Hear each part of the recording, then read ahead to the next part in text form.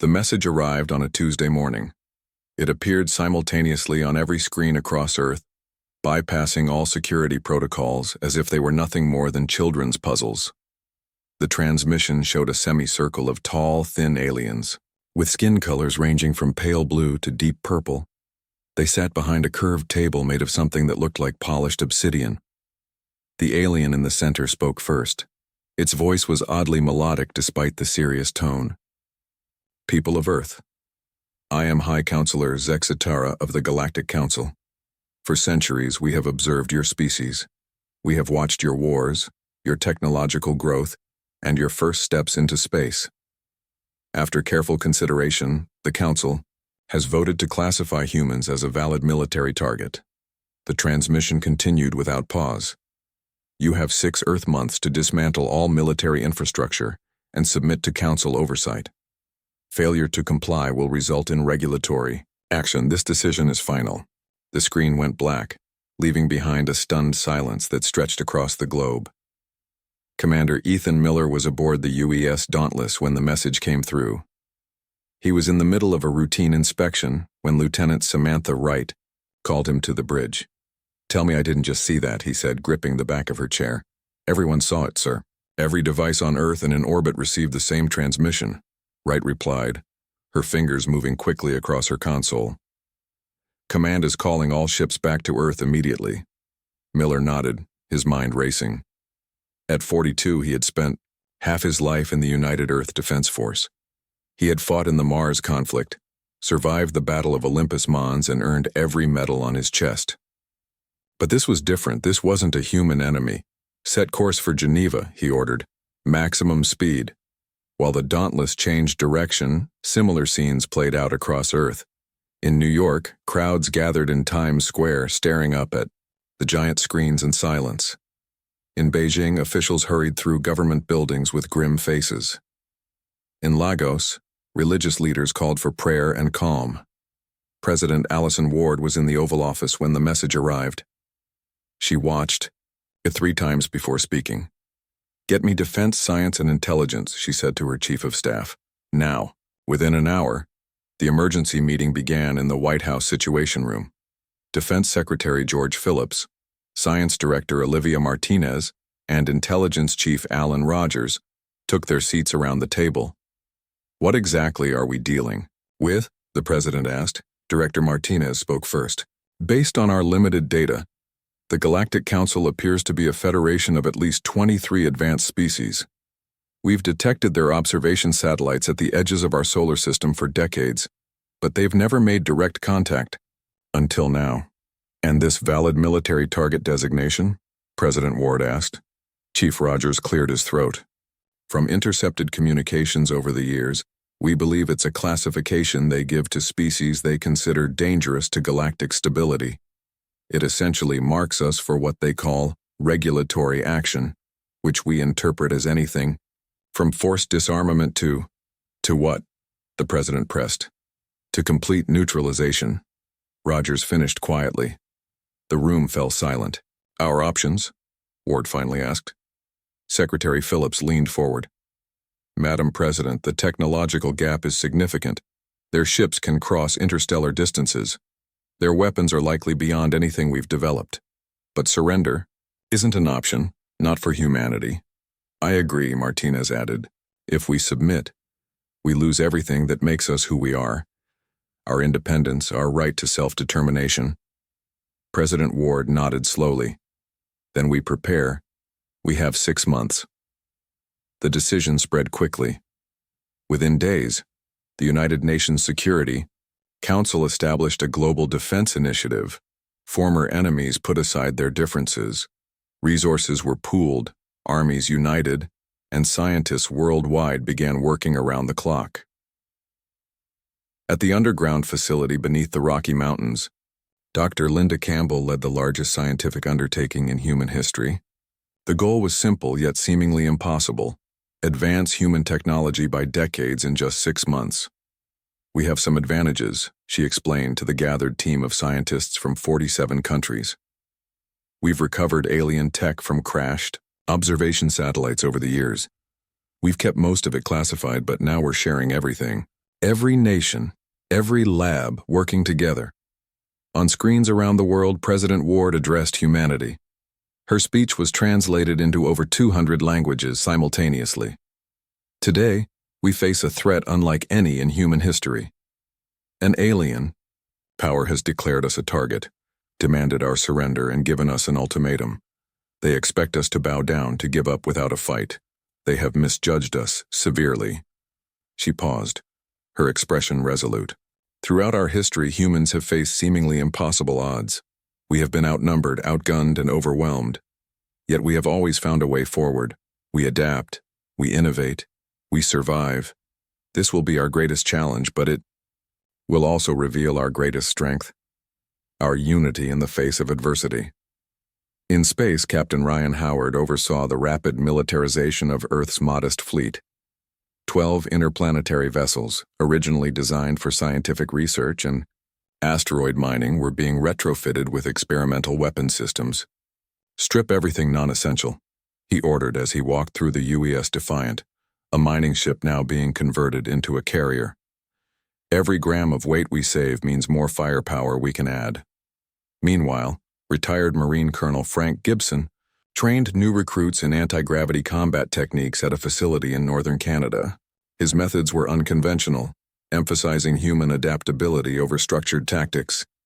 "The Council species have likely been fighting the same way for thousands of years," he told his soldiers.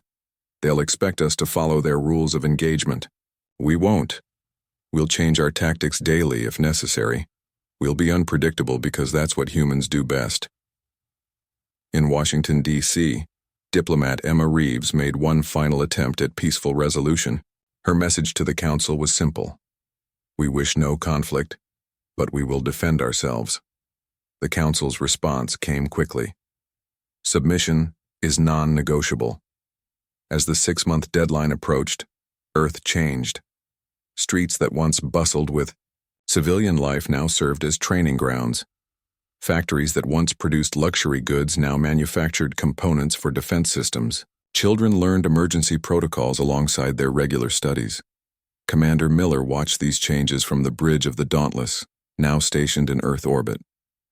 He knew the odds were against them. He knew the Council's technology was superior. But as he looked down at the blue planet, his home, he also knew something the Council didn't. Humans had never been very good at accepting their limitations. The first Council ships would arrive soon. Earth would be ready. The mountains outside Denver housed one of humanity's greatest secrets. 2 miles beneath the surface, Dr. Linda Campbell walked through a massive underground facility that had not existed 3 months ago. Scientists and engineers from every nation worked side by side, their former rivalries forgotten in the face of extinction. "Progress report," she said, stopping at a workstation where a team analyzed a piece of recovered alien technology. Dr. Paul Nelson looked up from his microscope. His eyes were red from lack of sleep, but excitement shone in them. "We've figured out how their power cells work," he said. "It's not fusion like we thought. It's something else entirely. They're harnessing energy from what seems to be quantum fluctuations in subspace." Linda's eyes widened. "Can we replicate it?"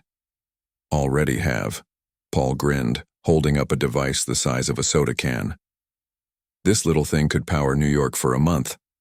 Similar breakthroughs were happening throughout the facility. What would normally take decades of research was being accomplished in weeks. The looming threat had focused human ingenuity like never before. In orbit, the transformation was even more dramatic. Captain Ryan Howard floated through the cargo bay of the UES Defiant, which no longer resembled a mining vessel. Its cavernous interior now housed rows of newly designed fighter craft. "How many can we launch at once?" he asked the engineer beside him. 24, she replied. "The launch tubes are based on the asteroid ejection system but modified for rapid deployment. 0 to attack speed in 6 seconds. Ryan nodded approvingly. The fighters were small, barely large enough for a single pilot, but they were fast, and armed with weapons developed from the alien technology. They wouldn't match the Council ships in firepower, but they would make up for it in numbers and maneuverability. "The pilots ready?" he asked. "As ready as they can be. They've been in simulators 18 hours a day. On the moon's far side, hidden from Earth's view, Colonel Frank Gibson supervised the final tests of the planetary defense grid. 50 massive cannons, each capable of firing a projectile at near light speed, were positioned in a perfect ring around the lunar equator. "Fire Sequence Alpha," he ordered. The nearest cannon hummed with energy before releasing a brilliant beam that shot into space, striking a target drone 1,000 miles away. The drone didn't just explode, it disintegrated. "Time to target?" Frank asked. 1.3 seconds, the technician reported. Frank nodded grimly. These weapons represented humanity's best hope for a first strike advantage. The Council would expect primitive missile technology, not weapons that could hit their ships before they even realized they were under attack. Back on Earth, the global transformation continued. Cities had been fortified, populations moved to safer locations, and every available resource directed toward defense. In what was once Central Park in New York, now stood a massive shield generator. Similar installations dotted the planet, ready to create an energy barrier that might stop the Council's bombardment, at least temporarily. President Ward addressed the United Nations in what many feared might be the last full assembly. Representatives from all nations sat in unusual silence as she spoke. "Our diplomats have made 12 attempts to communicate with the Council," she said. "Each has been met with the same response. Submission is non-negotiable. With 4 weeks remaining until their deadline, we must accept that conflict is inevitable." She paused, looking around the chamber. "But we will not face this threat as divided nations. Today I am proposing the formation of a unified Earth Defense Command. All military forces, all technologies, all resources, pooled under one command. Structure with a single purpose: survival." The vote was unanimous, something unprecedented in UN history. Within hours, Defense Secretary Phillips was appointed Supreme Commander of Earth's combined forces. In Washington, D.C., diplomat Emma Reeves made one final, desperate attempt at peace. She broadcast a message directly to the Council using their own communication frequencies, which Earth scientists had finally deciphered. "This is Earth Envoy Emma Reeves to the Galactic Council. We are a young species, but we learn quickly. We seek peaceful integration with the galactic community. We ask for dialogue, for understanding. War benefits neither of us." 3 days later, the response came. "Your species has been evaluated thoroughly. The decision is final. Prepare for regulatory action or submit." With just 2 weeks remaining before the deadline, Commander Ethan Miller was summoned to Geneva. The newly formed Earth Defense Command headquarters occupied what had once been the Palace of Nations. The Grand Assembly Hall had been transformed into a war room, with holographic displays showing Earth's defenses and the surrounding space. Supreme Commander Phillips greeted him with a firm handshake. "Miller, I'm giving you command of our first line of defense." "Sir?" Phillips gestured to a holographic display showing Earth's orbital defense plans. "The Dauntless will lead our space fleet. You'll be the first to engage the Council ships when they arrive." Miller studied the display. 12 retrofitted vessels, including his own, positioned in a defensive formation around Earth. Behind them, hundreds of the new fighters, ready to launch from the moon bases. And behind those, the lunar defense cannons. "It's not much against an interstellar armada," he said quietly. "No," Phillips agreed. "But it's more than they expect us to have. The Council thinks they're coming to accept our surrender or to wipe out a primitive species. They don't know what we've been building." Miller nodded. "When do we deploy?" "Immediately. Take up your position and wait. Our lunar sensors can detect warp signatures 5 light hours out. That should give us some warning before they arrive." As Miller prepared to return to his ship, President Ward entered the war room. The room fell silent. She looked tired, but determined. "Commander Miller," she said, approaching him, "I understand you'll be leading our first line of defense."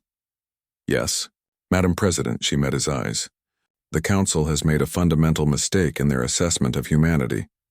They see our conflicts, our divisions, and they mistake these for weakness. They don't understand that these challenges have forged us, prepared us for this moment."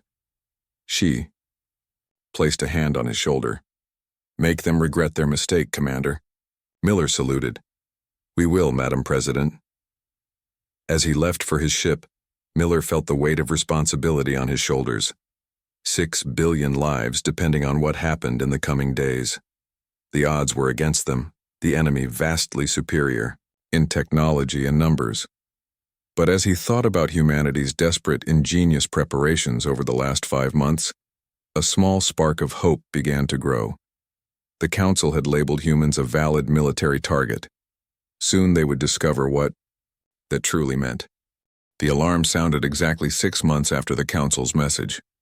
A high-pitched wail that cut through the tense silence on the bridge of the UES Dauntless. "Multiple warp signatures detected," Lieutenant Wright announced, her voice steady despite the fear in her eyes. "Distance just beyond lunar orbit. Count is 97 vessels." Commander Ethan Miller took a deep breath. This was it. Battle stations. Alert the fleet. Activate defense protocols. Across Earth's orbit, the 12 human vessels moved into formation. They were small compared to what was coming, but they were humanity's first line of defense. The Council ships appeared suddenly, like tears in the fabric of space. They were massive, the smallest comparable to Earth's largest aircraft carriers, the largest nearly the size of Manhattan.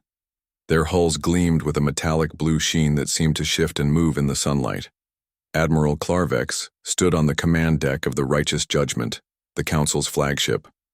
He was tall, nearly 7 feet, with pale blue skin and large, multifaceted eyes that reflected the light like diamonds. Around him, officers from 6 different species operated the ship's systems with practiced efficiency. "Scan the human defenses," he ordered. A holographic display appeared, showing Earth's meager fleet. 12 vessels, his second-in-command reported. Primitive design, minimal weaponry, no significant orbital defenses detected.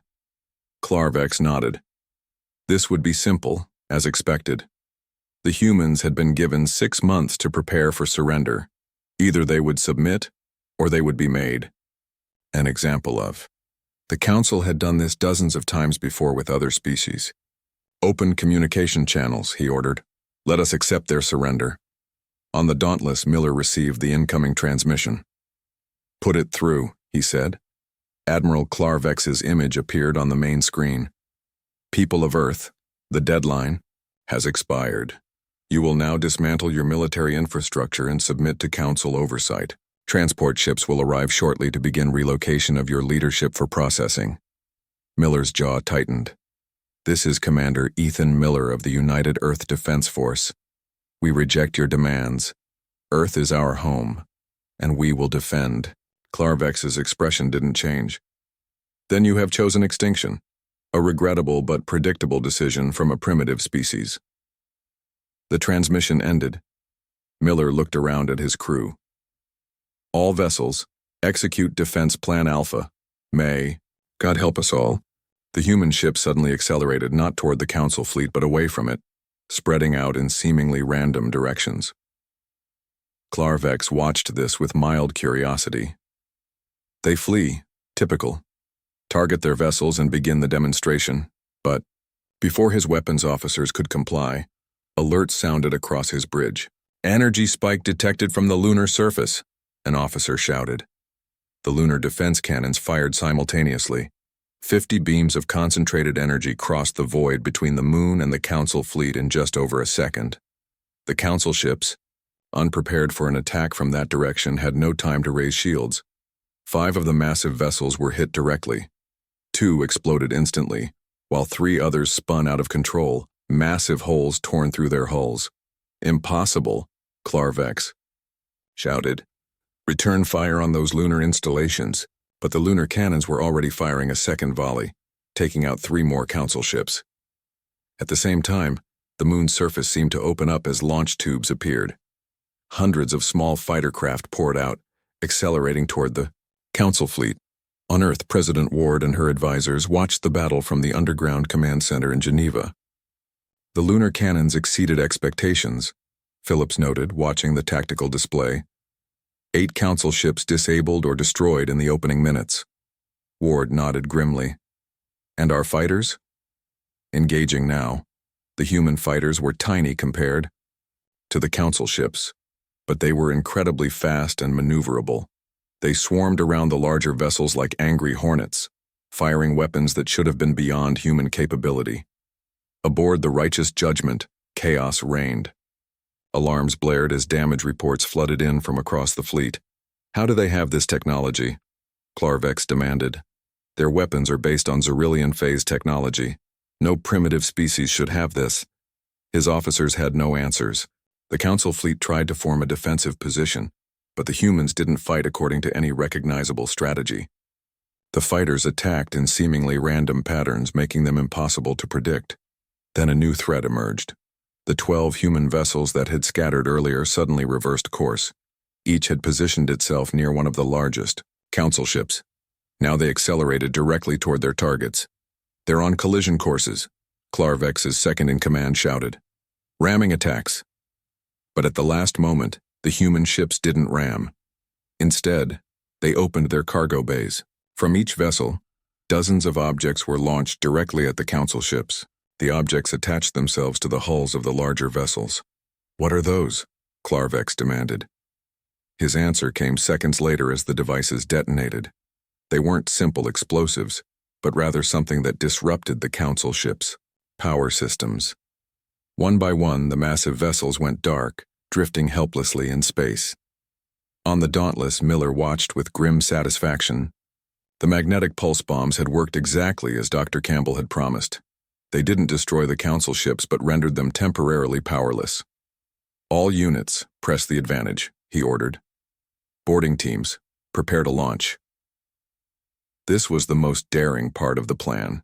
Small, heavily armed teams would board the disabled Council vessels, using the alien technology Earth had reverse-engineered to hack into their systems. On the surface of the moon, Colonel Frank Gibson led one such team. They boarded a small transport and launched toward one of the disabled Council ships. Remember your training, he told his soldiers. We don't know what we'll face inside, but we need their navigation data. Everything they know about Council space, their homeworlds, their weaknesses. His team nodded silently. They were a mix of special forces from a dozen nations, the best Earth had to offer. As their transport approached the disabled vessel, Frank studied the alien ship through the viewport. It was enormous, beautiful in its way. The Council had expected an easy victory. They had expected submission. They had not expected humanity. Back on Earth, President Ward received the first reports. From the battle, 17 Council ships destroyed, 32 disabled, Phillips reported. Our losses are significant. 4 lunar cannons destroyed, over 100 fighters lost, 3 of our capital ships gone. But we've achieved surprise. For now, we have the advantage. Ward's expression remained solemn. This is only the beginning. They'll send more ships, many more. Yes, Phillips agreed. But by then, we'll have studied their technology more thoroughly. And we'll have proven something crucial. What's that? That the Council made the biggest mistake in their history when they labeled humans a valid military target. In space, the battle continued. Humanity's first stand against an alien threat had begun, not with submission but with defiance. The Council had miscalculated badly. They had evaluated humans based on their technology, not their spirit. They had seen a primitive species, not understanding that adversity had forged humanity into something unique. A species that refused to accept defeat, even against impossible odds. As Admiral Clarvex watched his mighty fleet being systematically disabled by a species his Council had dismissed as barely worth noting, a disturbing thought entered his mind. Perhaps for the first time in 700 years, the Council had made a grave error in judgment. 3 months after the first battle, humanity had changed in ways no one could have predicted. The captured Council ships provided technology beyond imagination. Scientists worked day and night to understand and adapt these discoveries. One breakthrough stood above all others: the secrets of faster-than-light travel. In a secure facility beneath Geneva, Dr. Linda Campbell stood before the assembled leaders of Earth. Behind her, a large device hummed with energy. It was Earth's first warp drive, built using Council technology but modified by human ingenuity. The principle is surprisingly simple once you understand it, she explained. The Council ships don't move through space. They move space itself, creating a bubble that carries the ship along like a surfer on a wave. President Ward stepped closer to the device. And it works? We've successfully tested it on unmanned probes. They reached Mars in under 3 minutes. The implications were enormous. Humanity was no longer confined to their solar system. HFY War could now be taken directly to Council space. Far above Earth, Commander Ethan Miller stood on the bridge of a new vessel. The UES Vanguard was unlike anything humans had built before.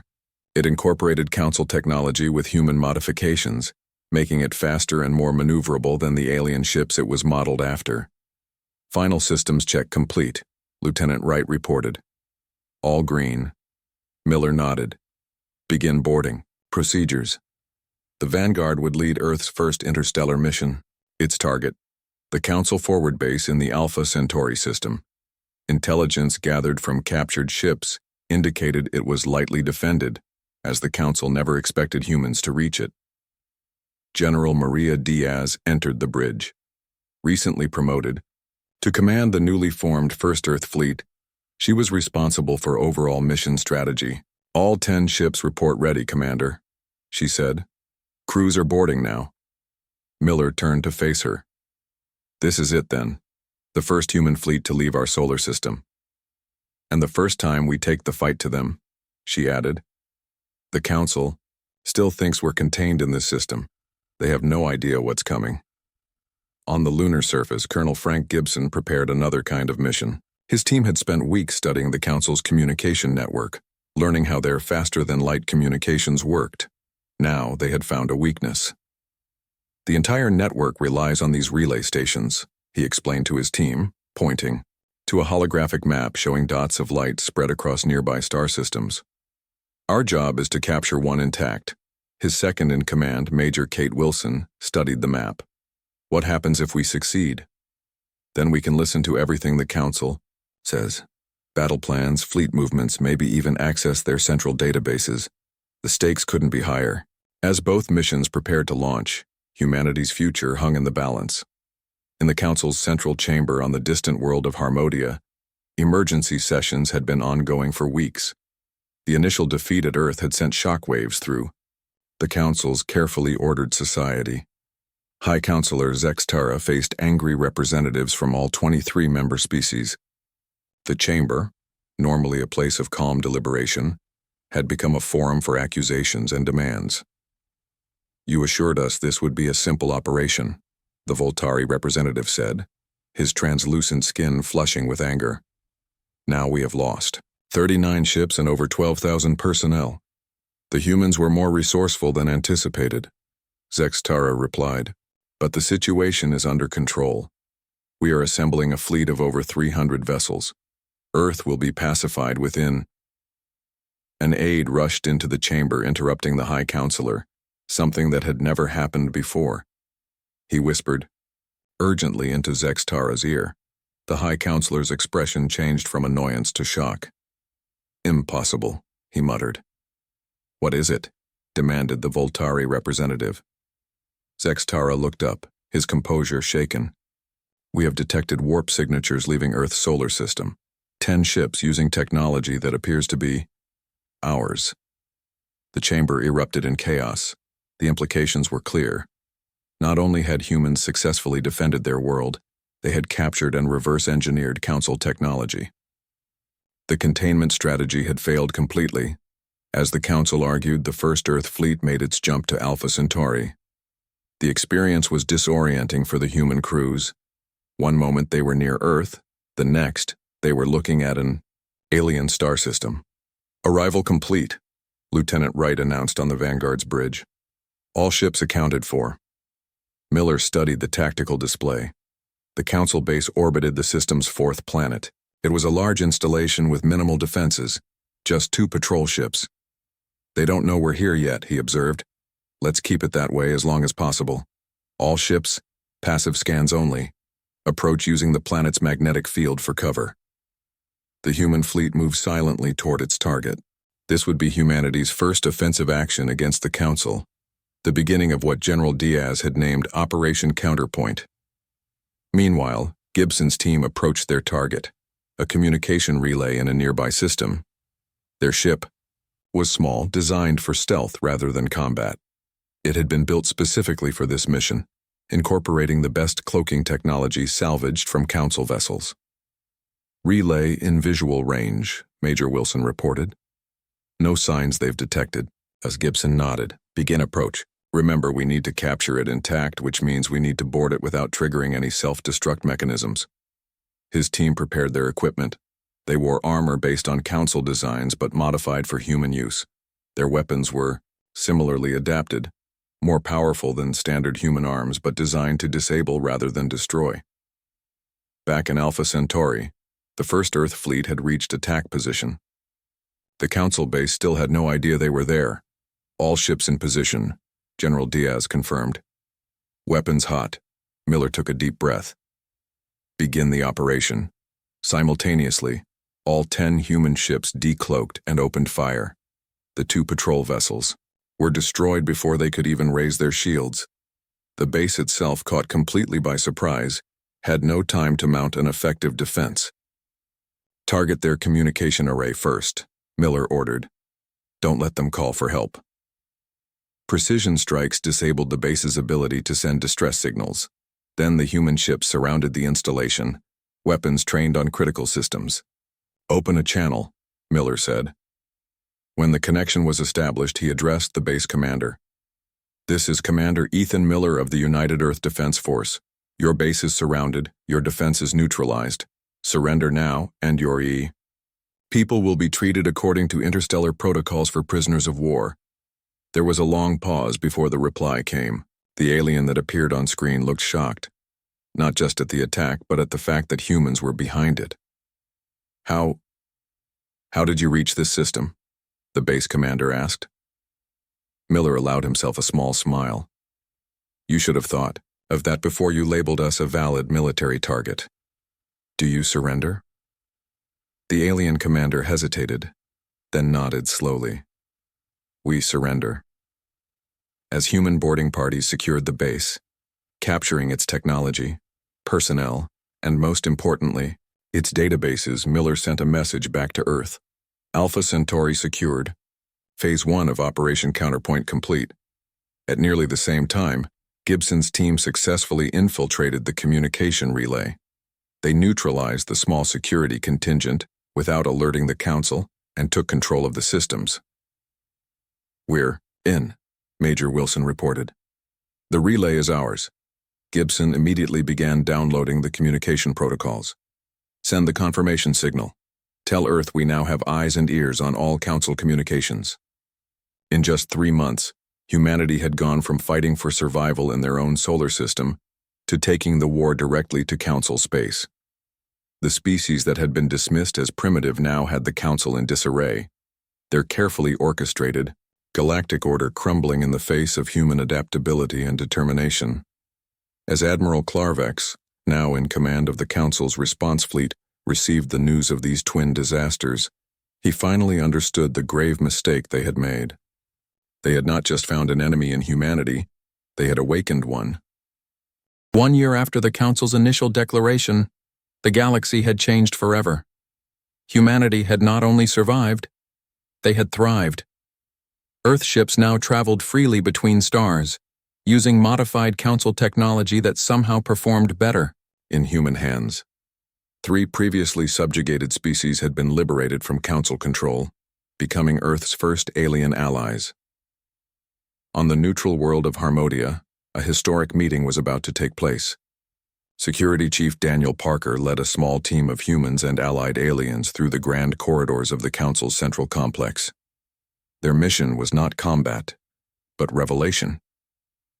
"Remember," Daniel told his team, "we're not here to fight unless absolutely necessary. Our goal is the Central Archive." Intelligence gathered from captured Council communication relays had revealed a disturbing truth. The war with humanity had never been about protection of galactic stability. There was another, darker purpose. The team moved carefully, avoiding Council security through routes mapped from stolen blueprints. They wore adaptive camouflage suits developed by Dr. Campbell's team, making them nearly invisible to Council sensors. Central Archive 50 meters ahead, whispered Lisa Brown, the team's tech specialist. Guards at the entrance as expected. Daniel nodded. Deploy the distraction. A small device rolled silently down an adjacent corridor before emitting a series of loud explosions and smoke. As the guards rushed to investigate, Daniel's team slipped past them into the archive. The room was massive, filled with crystalline data storage units that contained the Council's most guarded secrets. Lisa quickly connected her equipment to the main terminal. I'm in. Beginning download. While she worked, Daniel and the others secured the area. They knew they had limited time before their presence was discovered. Got it, Lisa said after several tense minutes. Everything we need. The full truth about why they targeted Earth. As alarms began to sound, the team made their escape. The precious data secured. They fought their way back to their ship, managing to break orbit just as Council security vessels closed in.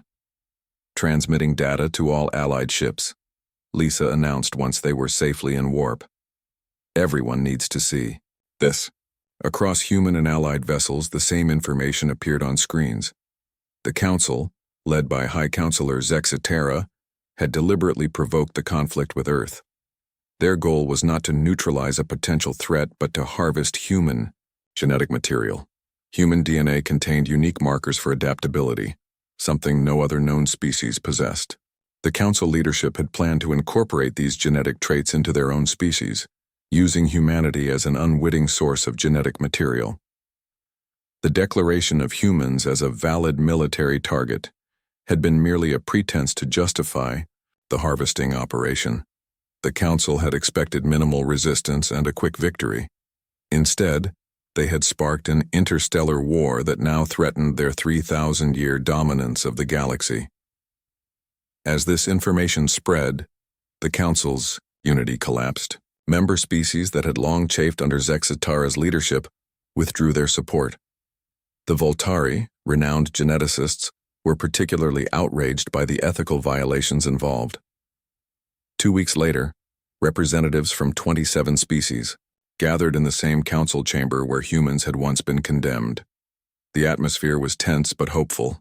For the first time, humans sat at the table as equals, not subjects. President Allison Ward led Earth's delegation. Though she had aged visibly during the year of conflict, her presence commanded respect. Beside her sat Commander Miller, General Diaz, Dr. Campbell, and other key figures in humanity's resistance. Across the table, the Voltari representative, now serving as interim leader of the Reformed Council, opened the proceedings. We gather today to acknowledge a grave injustice and to forge a new path forward, he said, his translucent skin glowing with emphasis. The actions taken against humanity were not only unjustified but based on deception and hidden agendas. President Ward rose to speak. Earth did not seek this conflict. We were a peaceful world, taking our first small steps into space. But when threatened with extinction, we revealed our true nature. We adapt, we overcome, we survive. She paused, looking around the chamber. Today we do not come seeking revenge. We come seeking partnership, a new galactic order where no species can unilaterally declare another a target, where diversity is seen as strength, not something to be harvested or controlled. The chamber erupted in approval. Over the next several days, a new charter was drafted. The classification of valid military target was permanently struck from interstellar law. Every species would have equal representation in the new galactic alliance. Technology would be shared, not hoarded. As the negotiations continued, similar scenes played out across conquered council worlds. Former subject species celebrated their newfound freedom, many choosing to ally with Earth.